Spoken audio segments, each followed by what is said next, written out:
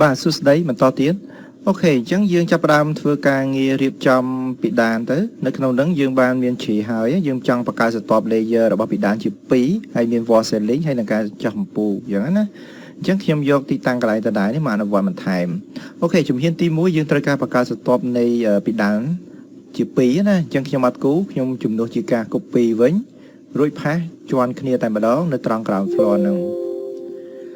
បន្តមកទៀតខ្ញុំដូរកម្ពស់ដោយសារតែវាកំពុងតែ select នៅពីដានដែលខ្ញុំបាន copy ជាន់មិញហ្នឹងអញ្ចឹងខ្ញុំដូរតែម្ដងខ្ញុំដកពីទឹកកន្លះពីដានចាស់អញ្ចឹងខ្ញុំវាយ41 50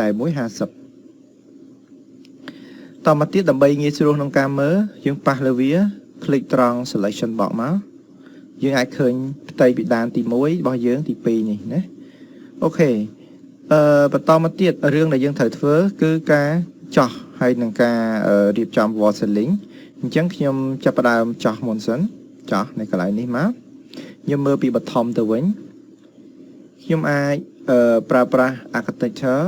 face by face ប៉ះផ្ទៃនឹងមកជាទូទៅយើងអាចគូដោយកំណត់ខ្នាតជាក់លាក់ខ្លួនឯងណានេះខ្ញុំសន្មតទេ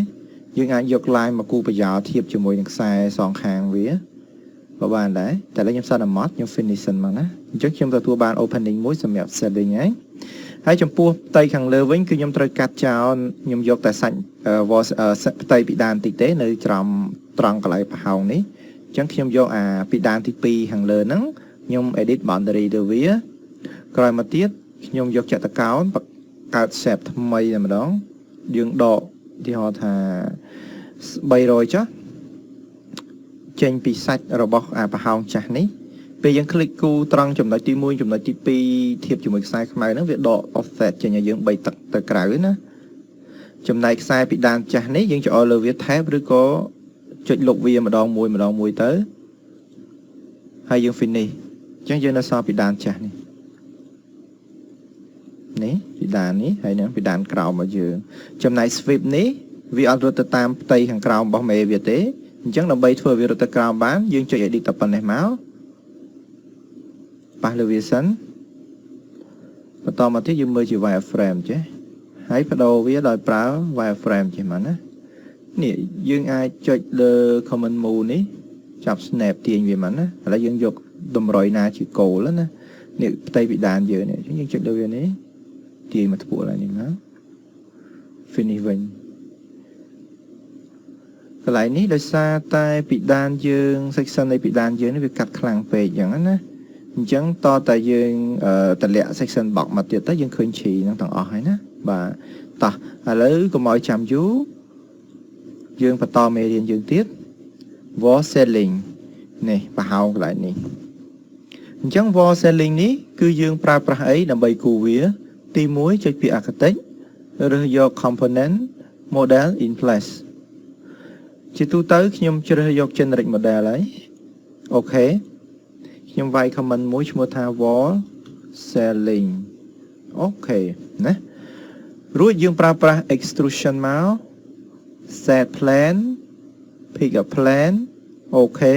ប៉ះឲ្យចំផ្ទៃបាតរបស់ពីដានហ្នឹងរួចយើងយកចតុកោណកែងមកគូភ្ជាប់ពីចំណុចចាប់រហូតដល់ចំណុចបញ្ចប់នៃ shape របស់ចតុកោណហ្នឹង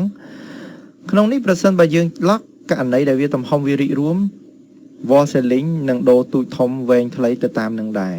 អញ្ចឹងខ្ញុំ finish វាដោយមិនចាំបាច់ lock ទេអ្នកនរនេះអាច lock បានណាបើសិនចង់ lock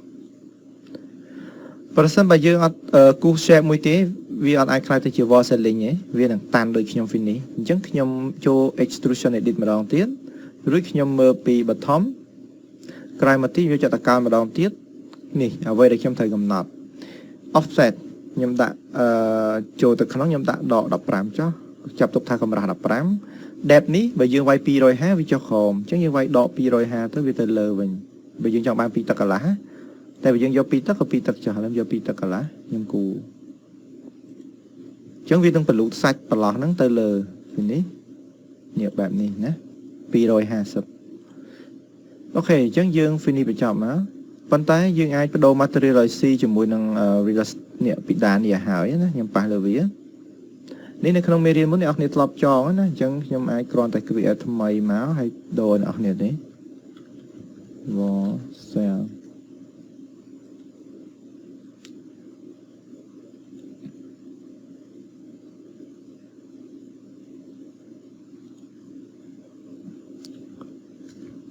យើងយក pen ដោយលើកមុនទៅណាហើយដូចគ្នាតែម្ដងទៅបែបនេះអូខេឥឡូវខ្ញុំ finish បញ្ចប់នេះយើងទទួលបាន wall ceiling មួយហើយការងារដែលយើងត្រូវធ្វើបន្ទាប់ទៀតគឺអំពូលភ្លើងណាអញ្ចឹងអំពូលភ្លើងយើងត្រឡប់មកកាន់ប្លង់ 2D វិញទៅខ្ញុំជឿថាងាយស្រួលក្នុងការដាក់ជាងណា 2D របស់ ceiling នេះណាយើង AI មកនេះយើងឃើញបែបនេះងាយស្រួលបំផុតណាយើងអាច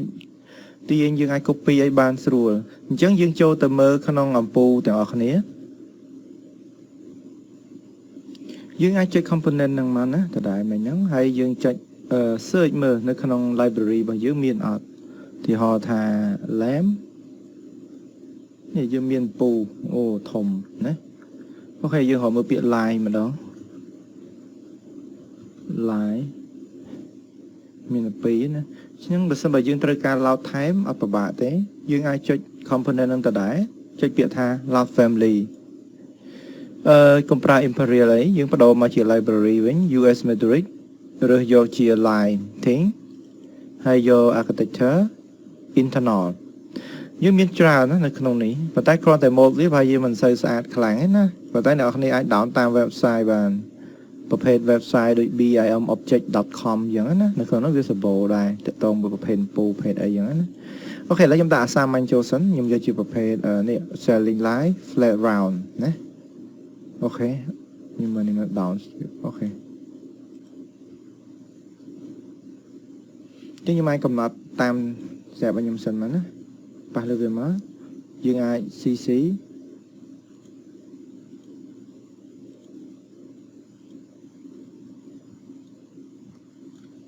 AR យ៉ាងទៅ array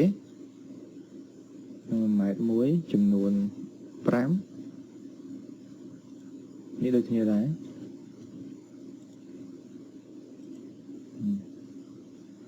បែបហ្នឹងសិននេះអញ្ចឹងយើងត្រឡប់មកមើល 3D វិញមកណា mode វាគឺបែបហ្នឹងប៉ុន្តែបើយើងមាន mode ដែលវាស្អាតប្រកបចូលទៅក្នុងសាច់របស់ពិដានអីចឹងយើងអាចប្រើធម្មតាអត់អីទេសំខាន់របៀបក្នុងការបញ្ចូលគឺបែបហ្នឹងអត់ពិបាកណាបាទភ្លេចបញ្ជាក់ដែរតាក់ទងជាមួយ lighting របស់ Revit នៅពេលដែលយើងបដូរទៅងងឹតវានឹងបាញ់ពន្លឺដោយខ្លួនឯងណាវាខុសពីកម្មវិធីផ្សេងដែលវាមានតែ model ចំពោះ Revit វាមានពន្លឺដោយសារតែចែកខ្ញុំប៉ះលើវាឲ្យមើលមួយខ្ញុំ edit family មកនេះឃើញទេវាមាន parameter របស់វាហ្នឹងដែលគេ set ចូលក្នុងពេលដែលយើងអាច render ជា real time វានឹងបង្ហាញជាពន្លឺខ្លួនវានៅពេលងងឹតអូខេផ្សេងទៀតអ្នកនរគ្នាឲ្យអនុវត្តខ្លួនឯងណាដូចគ្នាទេមិនពិបាកទេណាបាទសូមអរគុណ